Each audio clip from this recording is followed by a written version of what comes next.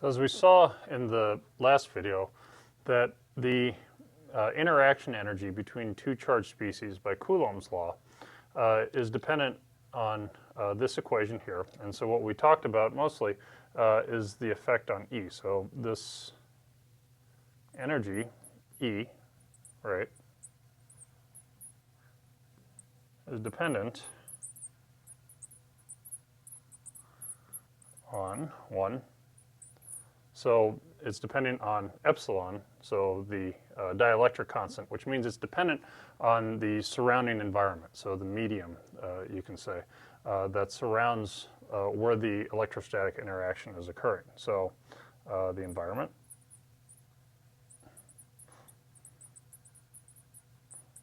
And what we really mean by this is that it affects epsilon.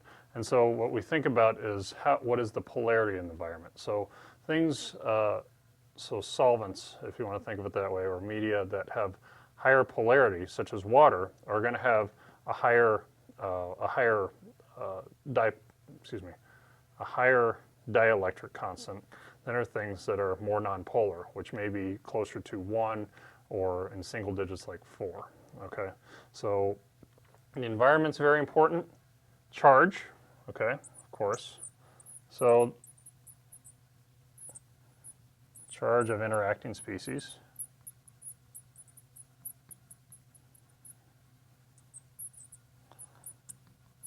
So for instance, this interaction between sodium chloride, as we saw, has something on the order of 700 to 800 kilojoules per mole. But if we have instead calcium as our cation, which has a charge of 2, okay, this interaction energy is going to go up. So the charge is going to be very important for this interaction. Finally, it's the distance, right? R, which is in the denominator. And so since R is in the denominator, which that means is the further away the two charged species are from each other, the lower this interaction energy is going to become. So the maximum we have is when the two charged species are right next to each other, okay? And the further away they go, this interaction energy goes further and further down, all right? So a charge-charge interaction has a distance dependence.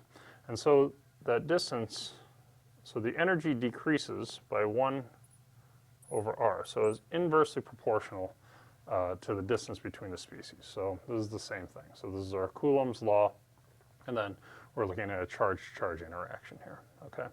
So other weak interactions have similar equations for their interaction energy, but their distance dependence changes. So for instance, a charged dipole, instead of varying by 1 over r, varies by 1 over r squared. A dipole-dipole interaction varies by 1 over r cubed. And then London's varies by 1 over r to the 6th power. Okay, so what that means is that another way to think about this is that the ones on the bottom are much more dependent on distance than the ones at the top. So a 1/10 of an angstrom change between two charged species is going to have a less of an effect on the interaction energy than a 1/10 of an angstrom on the London's, for London's, something interacting only by London's forces. All right, and so that means that yet another way to think about this is that two molecules interacting only by London's interactions, for instance, are going to have to be closer to each other to have the same amount of interaction as if those two molecules instead were both charged species. All right, and so this changes as we change the nature of the interaction between charge-charge, charge-dipole, dipole-dipole, and then finally to London's.